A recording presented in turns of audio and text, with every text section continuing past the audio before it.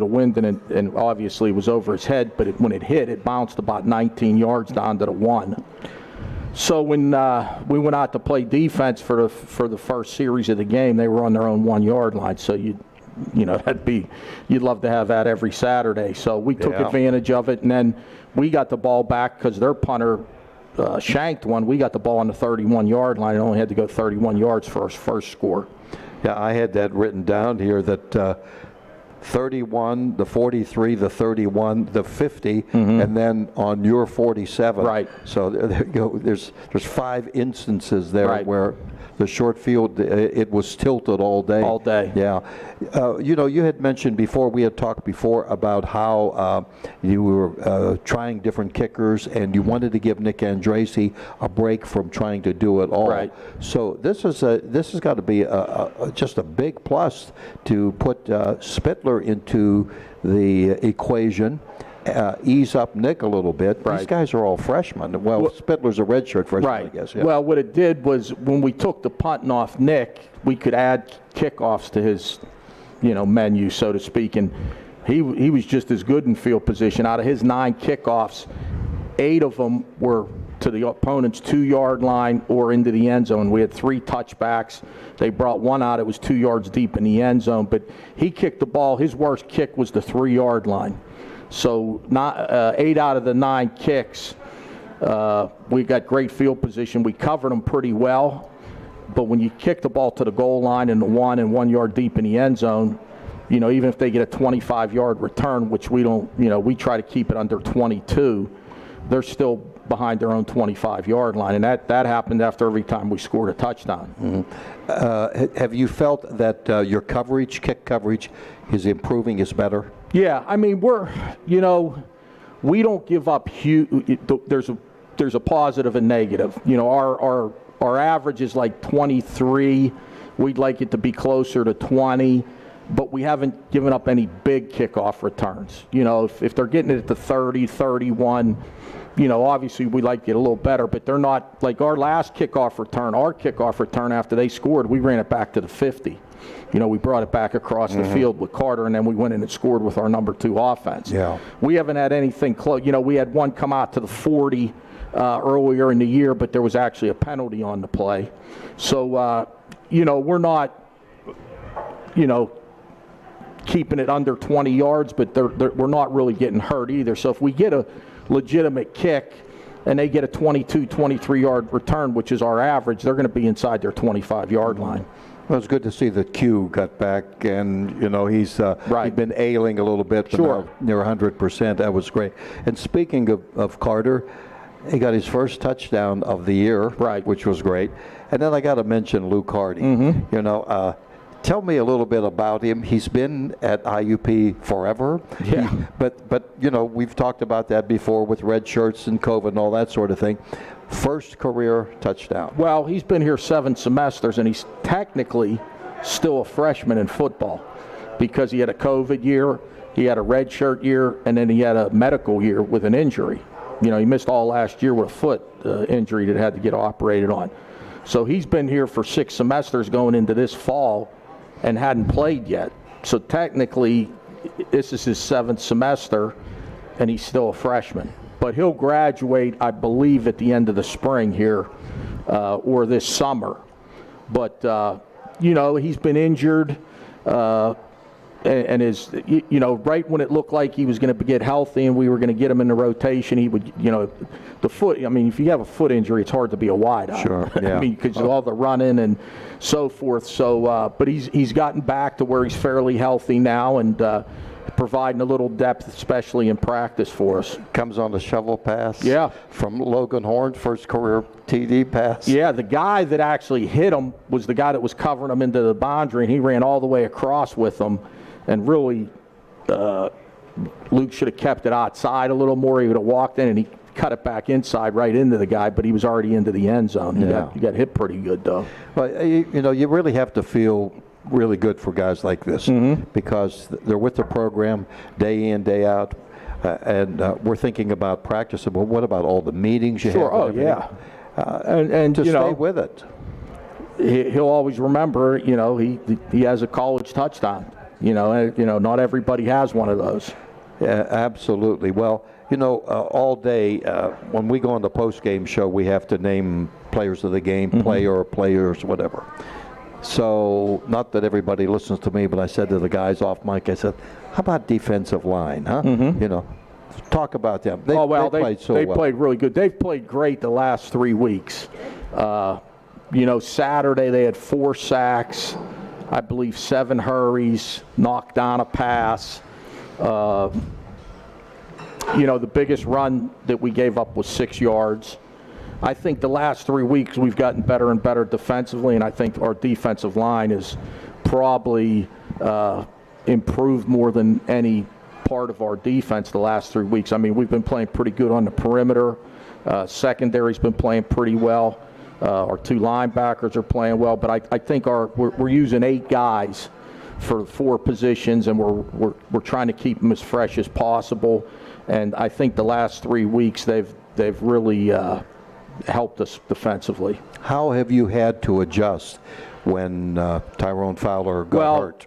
Yeah, Vaughn Wallace was playing both inside and outside, so we had to use him more outside now because with Tyrone out, and the guy that's had to step up is Terrell Williams. He's a freshman interior defensive tackle, and in the 20 to 25 plays he's been playing a game, he's been playing. He played well Saturday. He made a play, total effort play, that I believe our defensive staff pointed out in their meeting today, where he got into the backfield, actually had a chance to have a tackle for a 3-yard loss. The guy got away, and then he ended up running him down and it was only a 1-yard gain, but he had to run all the way back across the field to get there. And on that play, we had eight red jerseys in the picture.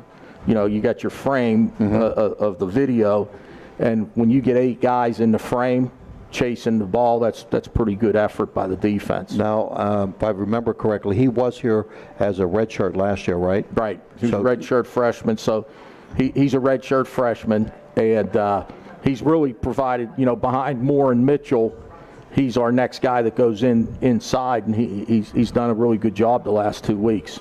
Had a big sack against Cal 2 weeks ago. Yes, yeah, exactly. Talk about your defensive, your coaches on the defensive side. Yeah, I mean, they're doing a great job. Demetrius Wilson's coaching the defensive line. He's a former defensive lineman.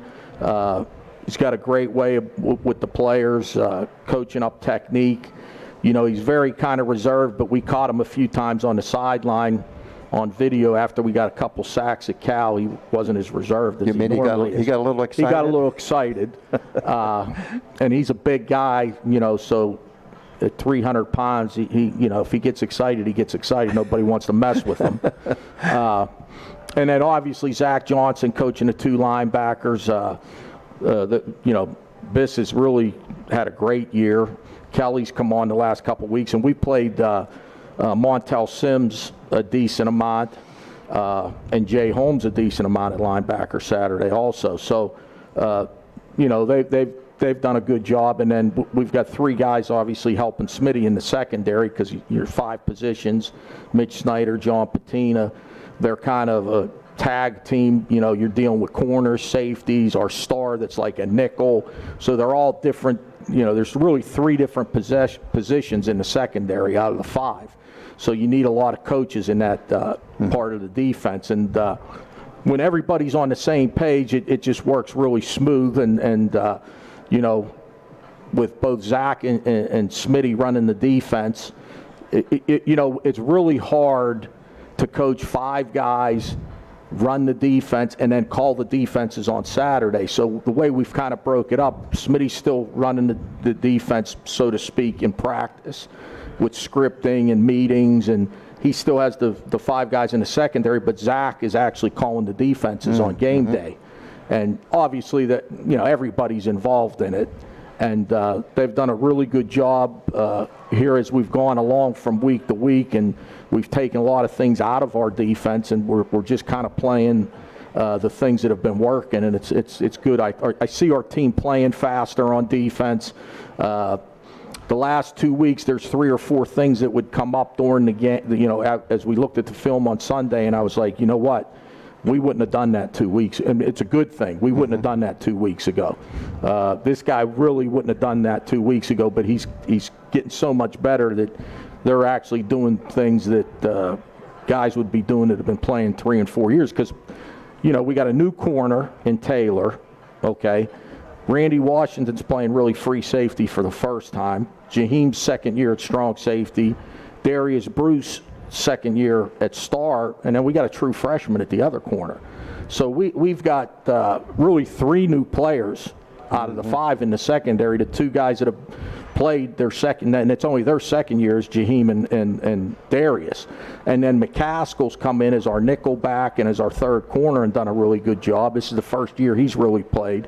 And then Chuck Ingram, who's played before in the past, has done a good job at both safeties as our extra safety. So we're comfortable playing any of those 7 guys at the 5 positions. We're going to talk more about these guys that you mentioned with Jaheem Howard coming up here in the next segment. We're on Hawk Talk. We're coming to you live from the CH Craft Kitchen, CH Fields Craft Kitchen here at the Hilton Garden Inn. We do this every Monday between 6 and 7 o'clock. I've got some questions from guys in the audience here when they present to the coach, and we'll do all of that when we come back at you. So stay with us on U92radio.com and also on the U92 Facebook page. CH Fields Craft Kitchen in the Hilton Garden Inn is this area's best-kept secret. Stop in for breakfast, lunch, dinner, happy hour, or for their post-game specials. Make your reservations for CH Fields Craft Kitchen in the Hilton Garden Inn at chfields.com. The Hilton Garden Inn is the preferred hotel of IUP Athletics. Located next to Miller Stadium and the KCAC, the Hilton Garden Inn is Indiana's newest and best hotel. Make your reservations today at hiltongardeninn.com. Come join us in celebrating our grandfather Red Dowd's induction into the Indiana County Business Hall of Fame. To celebrate, we can't think of anything better than to combine 2 of Dowd's most popular sales. To honor his legacy and celebrate our 72nd anniversary, we're offering up to 72% off selected floor sample clearance items. Plus, save on all custom orders with every other item up to 1/2 off. Come celebrate with us, Dowd's of Plumville and Dowd's of Greensburg.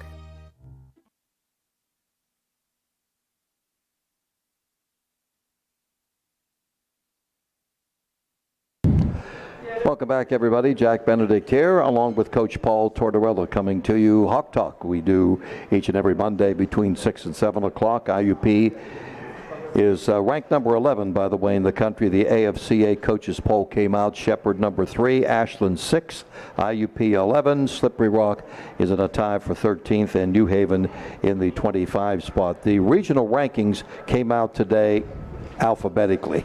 We'll let it go at that. There are 10 teams. We know all of them. Next week we'll know where they rank and all of that sort of thing. Question from the audience here, Coach. This is like a book, but that's okay. The number of high school football teams and players is continuing to decrease in the state of Pennsylvania. How concerning is this when the number of college teams recruiting these players remain the same? That's a good question. It's really now we've got to, we've always recruited the state hard. Now we blanket the whole state. I mean, like, we're everywhere in the state of Pennsylvania because of that right there. Because, for instance, just say Western Pennsylvania, if we had a regular recruiting season 10 years ago, we might have 25 legitimate prospects to look at from Western Pennsylvania. That number's probably down between 10 and 15 now, okay? So now when we go out to Eastern PA where the population is, that number is skyrocketed. In the past we'd probably be looking 10 to 15 kids in Eastern PA. We're looking at double that amount in Eastern PA. And then the other area that's actually kept up with their numbers is the 717 Harrisburg area. Same thing. We're usually recruiting 4 or 5 guys from that area. Now we're kind of doubling that. We'd like to get back down into Maryland, but it's just tough because of the equivalencies, and we don't have really a it's out of state, so it takes a bigger bite of your scholarship. So, the past 2 or 3 years, we haven't recruited a high school kid from out of the state of Pennsylvania. So what it does is we have to blanket the whole state. I mean, we're all over. In the past, there were just certain areas we would hit in the state of Pennsylvania. And especially like this past year, we only took one transfer mid-year. So we signed 31 freshmen. High school seniors that were going to be freshmen. So it depends from year to year. We have like 13, 14 seniors that are going to be done playing after this year. So, we'll probably be looking to sign between 15 and 20 high school. It depends on, what years, how many you got to be like, and then you had the COVID year where we only signed 6 guys. Right, yeah. And luckily we didn't need to sign a lot of guys because we were bringing guys back from the year we didn't play. So, but it is a good question. It's made us even throw a bigger net out in the whole state. I mean, we're in little towns all over the place, but the main areas are still Western PA, 717, the Harrisburg area, and then Philly, Eastern PA, the suburbs out there. And I think if you'd look at our team, I'd say probably 40% of 40 to 50% are Western PA. Somewhere in Western PA, we kind of Erie is Western PA, where Jaheem's from. And then we're probably about 20 to 25% Eastern PA, Harrisburg. And that's really those 3 areas are most of our guys, but we're still recruiting guys from other little pockets also. And so classifications don't really matter, do they? I mean, no. I mean, here's what the situation. When you evaluate a player, you got to block out first and foremost what league he's in and what class it is and who they're playing against. Then when you go, what you do is then you got to compare. If there's a guy in double-A or single-A football that just say we're rating him as a 3-star, I'm just throwing that out there. Okay. And we've got a guy that we're rating as a 3-star in a 6A league, he's a little bit higher up on the list because just the competition he's played against. But that doesn't mean we're not interested in we've got a lot of guys from small schools that are playing for us right now. Dwayne Brown is from Apollo Ridge. I mean, right down the road. His senior year, there was like 24 guys on the team. That's why he never left the field. So you can't just say, well, they're in this A-ball, double-A football. It's, they're push and pull league sometimes is some of the things that people say. And, it's like Division II football player. If you're an All-American at Division II football, you're a pretty good football player. Maybe you could play Division I. It's not your fault that you're playing against other kids at your level, and you're being a superior player. So it's very much the same when you look at high school. I mean, if a guy's dominating double-A or triple-A, he's got to be a pretty good player. And now if he's dominating 6A, then he's really dominating. But we don't let that affect one way or the other whether we're going to offer a guy whether we're going to offer a guy just because he's from a smaller school. We're not going to offer him. Well, example would be your 2 freshman running backs in Cooper Geyer from Bellwood. Right, and then you've got Parker Gregg. They're from smaller schools, and then you can flip it over. You got R.J. Younger from Central Catholic in 6A. So they're in the same recruiting class. You got 6A and then 1A. 1A. But they're both. I mean, all 3 of them are playing as true freshmen. Obviously our kicker, our long snapper, they're true freshmen. And then there's some positions it doesn't matter what league you play in. If you're a punter or a kicker, it doesn't. You're not really playing against anybody. You're punting and kicking. So if you're kicking if you got a 45-yard punt average in double-A football, it doesn't matter. It's only you'd have a 45-yard average in 6A too. So you're competing against yourself. Against yourself, yeah. Well, you brought up long snapper. That's a good segue here, although accidentally. Next question here: Weber State's long snapper. Right. Okay. Snapped the ball over the punter's head 4 times to create 4 safeties on Saturday. At what point does this become the coach's responsibility to make a change? We have a backup long snapper. A lot of teams don't carry backup long snappers. They use a position player as maybe their second snapper. Well, I think it was a pro team, or who was it?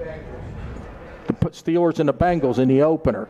They didn't have a backup snapper. They used Yes. a position player, and it probably cost them the game. We carry a backup snapper who's a true freshman also that we take on the road with us. He's redshirted right now, but if, knock on wood, if something happened to land her, we do have like if that scenario, probably after the second bad snap, we'd probably go to the next guy, because we actually are carrying a second long snapper. Some teams don't do that. If I remember correctly, Rice is his last name? Yeah, Daniel Rice. Daniel Rice, yeah. Okay. We wanted to get him a little bit of coverage too. And right now, I'm surprised that your long snapper in Landherd is not a big guy. No. It really doesn't matter on long snapping and punts, because they're not fooling with him anyway. Okay?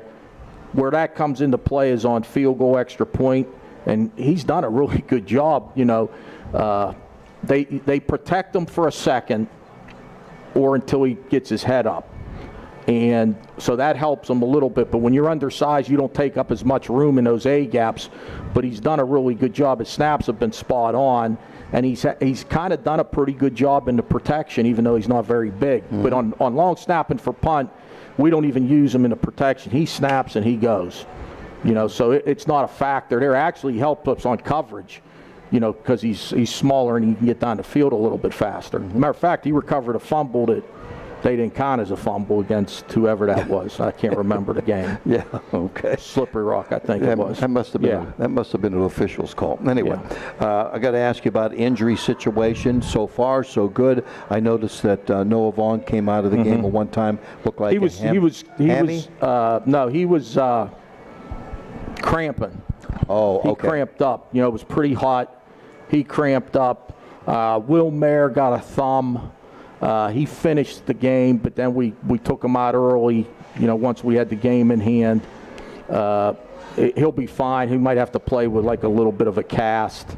But anybody that was banged up and came out of the game Saturday, they'll be ready to play this week. Does your Stewart came They're out? fine. Everybody should be ready to go. Okay, that's great. At this stage of the game, because we see what's happening all around. Oh, yeah. And it's unbelievable, the NFL. You can't even compare that, because that's just another world. We're going to talk about Gannon later on. By the way, if you're planning on going to Erie, it's not going to snow. I can tell you that. That's my prediction. It's a noon kickoff. Temperature could be in the 60s. I mean, just unbelievable. But anyway, if you're planning on that.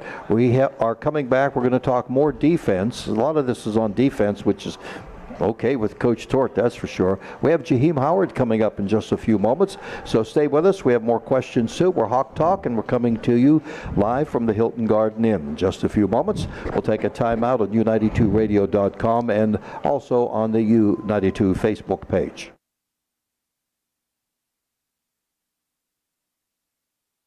At IRMC, we have all of the necessary pieces in place to perform complex operations, including highly skilled and specially trained surgeons, their support team of experts, and advanced technology like the Da Vinci robotic surgical system. As a result, patients spend less time in the hospital, recover faster, and get treated close to home. So there's no reason to puzzle over where you should get your surgical care. The answer is right here at IRMC. The Co-op store has the largest selection of IUP gifts and apparel. The Co-op is always there with its convenient location and hours. The Co-op store has been serving IUP and the Indiana community since 1933, and all profits are returned to the students through campus programs and activities.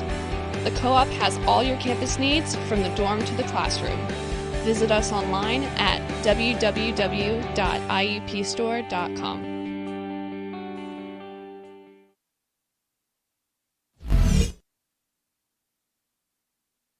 Benedict here, Coach Paul Tortorella, and defensive back Jaheem Howard with us right here joining us. We always like to have a coach and or player in, and just never know who's going to show up. Jaheem, welcome aboard. Nice. Yeah, good to have you with us. I'm going to give a little background. People have seen you play, but redshirt sophomore, Erie Cathedral Prep. So I got to ask you this. So we're going to Gannon. We've been in Edinburgh. Mercyhurst is up there. how in the world in that land of all those that they didn't snatch you, and here you are at IUP? How'd you get here? Just on my visit, just being here, I just felt more like home to me. Like the players, the coaches, you know, it just felt more homey to me, and I just liked it. I just knew it was a place for me being here. Were there certain players that escorted you, you know, when you came here? You remember? Or? Yeah, a few of the seniors, Brandon Myers, linebacker that used to play here, was talking to me. Met Luke Hardy on my visit. Was real good guys, and was just telling me just you know, do whatever's best for you. And when you come here, they was telling me when you come here, we gonna have all love for you here. You know, it's something that when you come here and you get a chance to play as a freshman, which you did. So was there any added pressure when you saw action as a true freshman? No, there was no pressure. It was just more focused on working on more preparation. For when I get on the field, everything was just second nature to me. You know, Coach brought up some of the names in the secondary, and you guys all came back from last year, and of course, you know, Taylor now over from Cal, and Kalen Frazier, true freshman, has been incorporated. I'm going to bring this. It was kind of a slow start, I'm going to put it that way, for the secondary when the season began. Did you guys recognize that, and how? I mean, we see the difference now over the course of the season. What's happening here? You're playing really well. Yeah, it's just players coming from different programs, and just having them get onto our program and the way we do things at IUP. Just trying to get them like that as soon as possible. So there was no problem with Taylor and Frazier coming in. Just like others welcome you, you guys welcome them, right? Yeah. Yeah, no problem. Well, you have 2 interceptions on the year. And the first one, I want you to describe both of them, but the first one you're going to always remember, right? 47 yards, took it to the house. Describe that back against Shippensburg. Shippensburg, yeah. Well, quarterback kind of just led me to the ball, and I just broke on it. Well, the backer tipped it, and I caught it. And when I got it, I just instantly turned into an offensive player and just made offensive players know how to tackle. Running back in high school too. Right. He carried the ball a little bit. You got yourself another run. Plus, we always say the offensive guys can't tackle. So if we intercept the ball in defense, you know, you should get something on the return. The offensive guys don't ever tackle. Well, you know, it's amazing the talent of these players and where they've played. We have your interception now on Saturday, and then that actually led up to the series where you know, we got a touchdown from Q Carter. John, you have that on. We're going to roll that over here for the fans that are watching, and ground level shot, and we've got some pressure in there.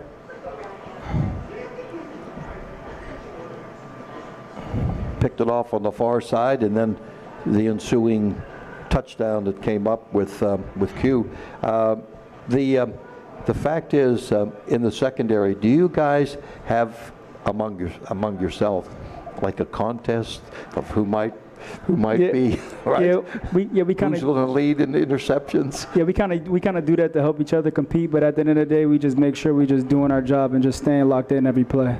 You know, the thing, Coach, that I notice in watching practice, when they make a defensive play, an interception, a pick, or whatever the case may be, I mean, it's like all for one, all in. Well, we talk about we love when guys celebrate with each other. You know, not like we're not into guys celebrating them by themselves like you see on Sundays in the NFL. And our guys, we say, hey, we like you celebrating, but celebrate with your teammates. So, you know, they do it even in practice. I notice, I can tell, you know, and the fact is, I'm looking also at the players that are backing you guys up. We've got some young. I mean, you rated one high school's whole secondary. Right. What, Central Catholic? I guess it was. Right. How about, do these guys? Does that give you more competition? And you're trying to lead the way as veteran players? Yeah, we just been trying to just talk to them and just help them, prepare them for when they do get on the field, they'll be just as good as the ones. Like we had a young player, Devin Barron, had to come in for a couple series, and he was ready to go. Yeah, and of course you have Coach mentioned about Sean McCaskill Jr. His father played here years ago, and just these guys that incorporate. So this all makes you better, more competition. just better for each and every game. Yeah, just each and every day at practice, we just try to just push each other in all facets of the game, whether it's tackling, playing the ball, or just being where you're supposed to be every single play, just continuously just to get better every day. Why is this defense so good? I feel like everybody's just buying into what we're trying to do as a defense, and just trying to get better every single game. Every game we've been improving slowly, whether it's everybody getting to the ball or just increasing our turnover rate.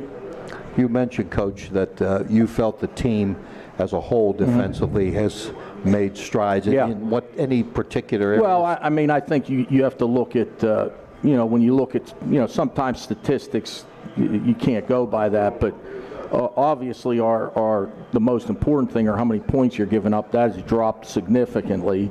We're not giving up anywhere near, like at Edinburgh we gave up I don't know if it was one, we might have gave up one pass over 20 yards at Edinburgh. Saturday we had only given up one until the last 6 minutes of the game. At California we only gave one pass up over 20 yards. And if you look, in Slip Rock we gave up one for a touchdown and we had a PI, so that counts as two. But if you look at before Slippery Rock, a lot of the scores and points that we were giving up were on big pass plays. We've done a really good job stopping the run, which is first and foremost, and then making them one-dimensional, knowing when they're going to throw. And I think part of the issue too is our first game at East Stroudsburg, Jaheem didn't play, and he's kind of the quarterback of the defense. And we were making some checks out there, and we were saying some things that I never even heard of before. So, and he was on the sideline, but we weren't going to play him because he didn't practice for a week and a half. And it wasn't the athletic ability wasn't the issue. It was just guys understanding he'll get us in the right coverage, he'll get us in the right check. And, it's not easy. People think, well, you just call the defense and you go out there and play. It's determined on what the formation is. We've got two options. Sometimes we're checking to certain coverage. And really, we're in great shape when he's out there quarterbacking the defense. And that first week, we didn't have that, and it was a little helter-skelter there. So, and I think Greg Moore didn't play early in the year. He was hurt, and he's played really well up front on defense. So knock on wood, other than Tyrone, we've stayed pretty healthy on defense other than the first game. So I think that's a big thing. And you got to get off the field on third down. I think at Shippensburg, they might have been 1 for 14 on third down. That was probably our best day. Last week they were 3 for 14 until late in the game. So, not giving up the big play in the pass game and getting off the field on third down. And you got to get off the field on fourth down now too, because everybody goes for it once they cross the 50. They do. I mean, we've already played, I think, in 7 games. I think we've had 16 fourth down plays in 7 games. We're getting 3 or 4 a game, it seems like. Yeah. Jaheem, not everybody is a leader, and they talk about leadership within players. You can't just as a coach say, well, you're a leader. That's right. Have you already felt that when you played high school ball and coming that you were a big part of that leadership? Yeah, coming out from high school, I was doing things that way to help me for the next level, or to breed myself into a nice young man. It's just helping me just grow as an individual, from little stuff as like leading as example, being early, and doing everything the right way. Meetings, being there early as I can, and just doing everything how it's supposed to be done. And this guy coaches up a lot of those guys. There's a lot of coaches out there, but we can't coach every guy every play in practice because we got to keep the practice going. But I'll look back and he'll have one of the guys over there and he's explaining, like Chuck has moved around a couple positions. Chuck Ingram? And Chuck actually is now back in Jaheem up and free safety. So he had not played Jaheem's position. So the last couple weeks in practice, Chuck's asking Jaheem's helping him and doing a good job actually, hands-on, just like every play in practice. We're doing it off of film, and Coach Smith and the defensive coaches are doing it the next day in the meeting, but he's getting, feedback right away because Jaheem's on top of it, and, he's answering a lot of questions from Chuck. You guys as a defensive unit, as secondary, you've played against some pretty good wideouts we've seen earlier this year. Well, what's the challenge from Gannon? What's it going to be this week, do you think? I feel like it's going to be more just honing in on our objective and knowing what we got to do each play and just staying locked in for 60 minutes. I say more so. So it's just kind of don't get out of your comfort zone, basic stuff. Keeping your composure every single play. Is it more of a challenge when you're going against a wideout that has maybe the publicity like that Dwayne Brown gets, that some of these players that we see on the opposition because they're very good players? Is that more of a challenge for you, or just like it's another wideout? I feel like it's just out there just competing. Everybody just want to compete, but at the end of the day, if we just do what we got to do, I feel like there's no stress on the field. You know, Coach and I have talked about the success of IUP on the road.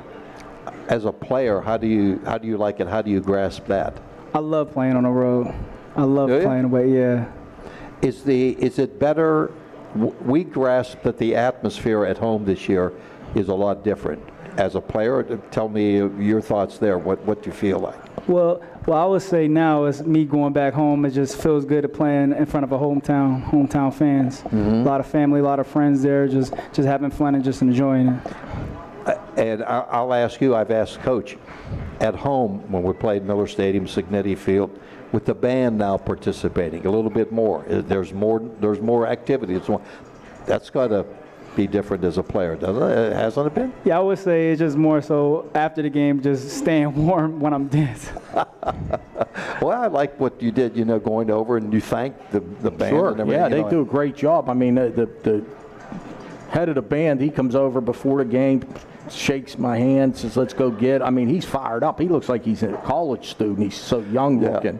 And he's into it. Like, he's not doing it just for show. I mean, he's really into it. Well, when you say that we're a football band, that's right. I think we've got a feature coming up with him in a couple of weeks, which I think will really be, really be great.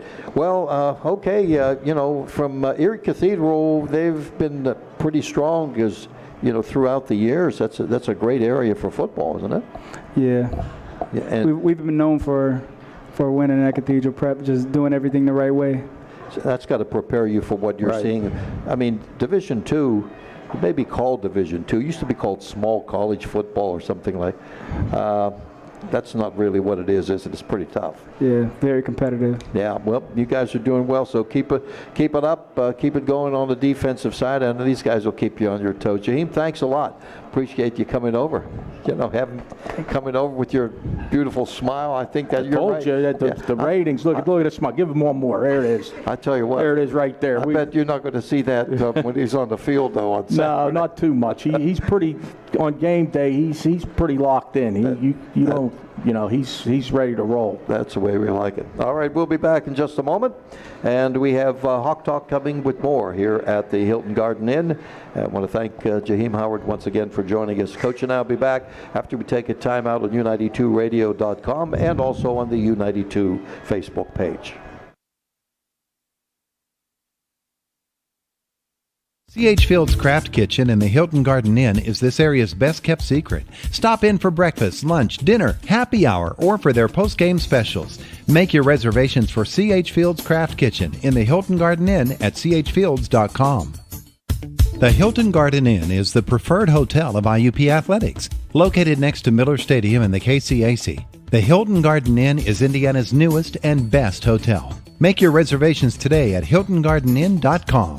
Come join us in celebrating our grandfather Red Dowd's induction into the Indiana County Business Hall of Fame. To celebrate, we can't think of anything better than to combine two of Dowd's most popular sales. To honor his legacy and celebrate our 72nd anniversary, we're offering up to 72% off selected floor sample clearance items. Plus, save on all custom orders with every other item up to 1/2 off. Come celebrate with us, Dowd's of Plumville and Dowd's of Greensburg.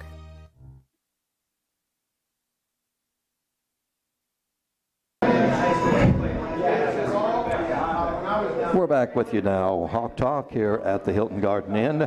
All right, coming up on Saturday, it's a Gannon. Next step for IUP on the road. Trying to keep the winning streak going, not only this year, but also, of course, with the road games. Gannon is 6-2. They're 4-1 in the league.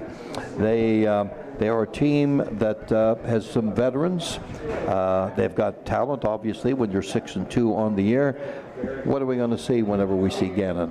Well, they do a great job offensively they do a lot of different schemes in their run game and their pass game.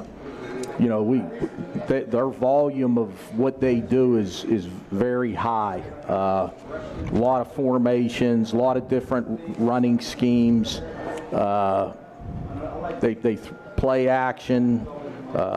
They'll drop back. They'll misdirect. They've got 5 or 6 runs that they use where they like to pull linemen and they angle block. Very fit. I mean, they make you prepare for a lot on offense. And then defensively, they're in that 3-3 scheme that their new coordinator knows very well. And they do a lot in that defense also. They do more out of that 3-3 scheme than most teams in a 3-3. Oh, is that right? Yeah. Honestly, the 3-3 is a little more simpler on the back end most of the time, but not with this team. They give you a bunch of different coverages. They move guys around.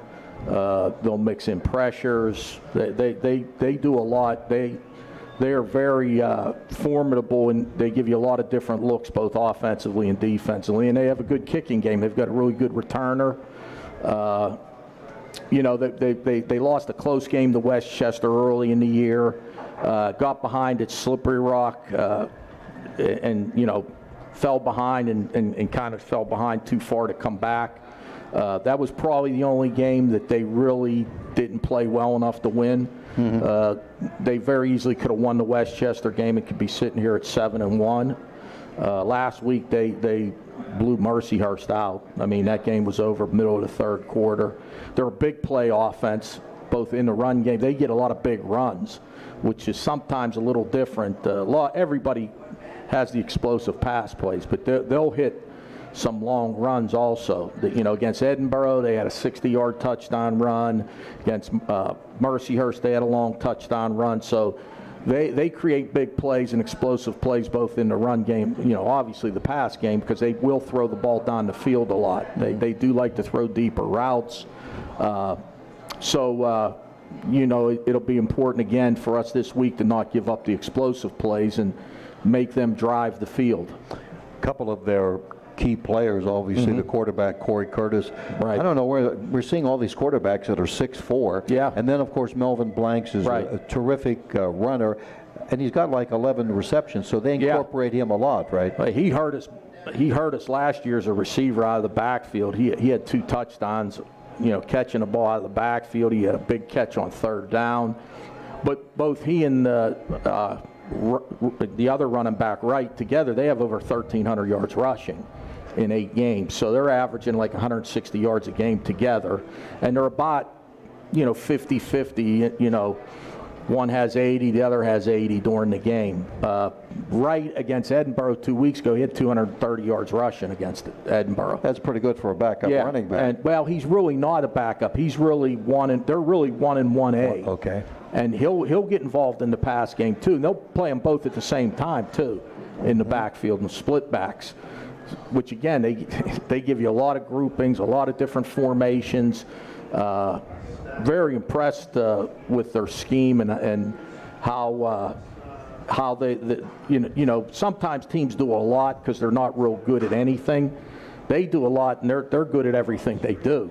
Mm-hmm. So their coordinator and their coaches do a great job on offense, and now defensively it's a new deal because it's a new coordinator, and they've really played well defensively, and you could tell that the defense they're in, their coordinator really knows it well. Mm-hmm. Because they'll change things right during a game and make an adjustment that you really wouldn't see unless they really know that defense, and it seems like their kids know it really well too. So like we always say, coaches knowing it's one thing, and we'll go through things. We'll talk on defense. Well, we could do this, and this, and I always say, yeah, that was if we were out there playing, but can our guys do it? You know, and it seems like whatever they're doing on offense and defense and the volume of it, they're doing well and their players know it. You know, offensively, the quarterback, I mean, he's in a lot of different schemes. And in the past, they've had some quarterback runs for him in the past. Like last year, he ran the ball a good bit against us. It doesn't seem like they're doing that as much, but they still have it. They still will do it. On defense, Nick White, is he somebody with his numbers? Yeah. 10.5 tackles for loss, 5 sacks. You got to be aware of where he is. Yeah, he's on the edge. He's a defensive edge guy. He I think has 6 sacks, a lot of tackles for losses. They're creating a lot of negative plays with their defense. They've got 2 or 3 guys. Farnsworth, number 9, has a lot of statistics. He makes a lot of plays coming out of the secondary. He leads them in tackles. Whitman, number 2's made a lot of plays in regards to pass breakups and interceptions. So from front to back, they're very formidable on defense. How about the location, the venue there? Playing in a downtown area, it's different. Everything is up close. Yeah, I mean, the fans are basically on the field. Yeah, they are. And they're on top of you. There's not much of a sideline. There's not much of a sideline. Locker rooms are close. I kind of like it. It's similar to Mercyhurst in a way. That the people that are there, they're right on top of you. Now there's not as much seating as at Mercyhurst. You know, there is on their side. The visitor side doesn't have much, but you know, the press box actually hangs over, like you're like looking down on the sideline. I don't even want to get into it. So, well, and the last time we played there, that was the 6.5-hour game. I was going to bring that up. So we were there a long time. Please don't do that. I know that stadium ins and outs, where all the bathrooms are, and well, the concessions ran out of food. They ran out of food, so we had to send somebody down the street down to Walmart to get us some fruit, and you know, that was a long day. We worked overtime for that one. It was a win, and it was a heck of a game, and they were good then. Yeah. I mean, I believe that was the former coach's last year when we played there, and then with their new coach now, we've played them at home, and he's done a great job. I mean, I don't know what his career record is at Gannon, but it's got to be pretty good, and because they've been really good since he's taken over. Well, both, correct me if I'm wrong, but Gannon and Mercyhurst are like at 35 equivalencies. Now, Gannon's been more than formidable. Mercyhurst has had a problem. Yeah, I mean, their talent level, they've got, and I looked at their roster today, they have 20 kids from the state of Ohio. They have 19 kids from Florida, and they have like 25 or 30 from Pennsylvania. And then there's a lot of other states on there. They have a lot of transfers. Yes, a lot of transfers, a lot of junior college kids from, you know, they have a couple California kids. They have a pretty good influx of Maryland, Ohio, Pennsylvania, and Florida. So they're getting them, they're you know, in a lot of different areas recruiting, and you know, they've done a nice job with their talent level. They really have, and they're a veteran team. They only have 5 seniors, but they've got a ton of juniors, and they're not really playing any freshmen. I didn't see a freshman on their 2 deep. So there's a lot of juniors, there's some sophomores, and there's 5 seniors. So they're a fairly veteran team. They got a lot of returners back. You know, offensively, the quarterback, the running backs, 2 of the receivers. The tight end's a 7th-year guy. He's been there 7 years. He's their Luke Hardy. And he's a really good player. What they ask him to do at tight end, he does. He must be very smart, football smart, because they ask him to do a lot. And he's in a ton of different alignments. He's involved in their run game heavily. He's involved in their pass game heavily. He's a good player, and he's played for forever. And they got 3 starters back in the offensive line. Then defensively, they're a little younger on the perimeter, but their front and their linebackers are veteran players. So they're really experienced. They're having a great year. They're in the hunt. They only have 1 loss in the conference, so it'll be a real challenge for us. I've got to ask you this. During the course of the week, we know you have your practice sessions. Game day is Saturday. What do you guys do? What is your day like on Sunday? You know, it's an interesting dynamic, the way we do it. For a longest time in my coaching career, you know, Sunday's a long day. You know, you watch the game film from Saturday, start to get on your opponent. You know, you're meeting as a whole defense, you're meeting as a whole offense, you're meeting as a staff. We've kind of like done it a little differently since I've taken over. I kind of give the offensive staff to, you know, you handle how you want to handle it. They come in whenever they come in. Some come in, you know, they're together most of the time. The offensive coaches will, some of them will do it individually, and some of them will do it as a group. And the bottom line is when we come together Monday morning, we obviously have to have our game from Saturday totally graded, and we have to have a really good head start on our new opponent. And then we just go from there. But I kind of leave it. Some guys like to work earlier in the day on Sunday. Some guys like to come in at night. I'll come in at like 10 o'clock and spend like 3 or 4 hours in there and watch the whole game, because I'll watch offense, defense, and special teams. Offense just comes in and watches offense from the game. Defense just comes in and watches defense from the game. And then I'll try to come in a little bit later and start watching our opponent. And then we come in early Monday morning and start watching. But you can't. Saturday's a long day. Like Saturday, okay, we played at 2 o'clock. We were there at 9:30, pregame meal, et cetera, et cetera. The game ended at 5 o'clock. So, you know, you're there, and this is a home game. You're there from 9 in the morning till 6 at night. And then you come back Sunday, and if you go 10, 12 hours on Sunday, you know, at this time of year, guys get worn down. You know, our players are totally off on Sunday. They don't do anything football related on Sunday. So they lift today, they watch the game film from Saturday, and we get a start on our opponent, and we have a 30-minute practice on Monday with just helmets. So, you know, and as the season goes on, you cut back on your practice time, and you actually cut back a little bit on your meeting time, because you're seeing a lot of the same things over and over. Now, this week's a little different.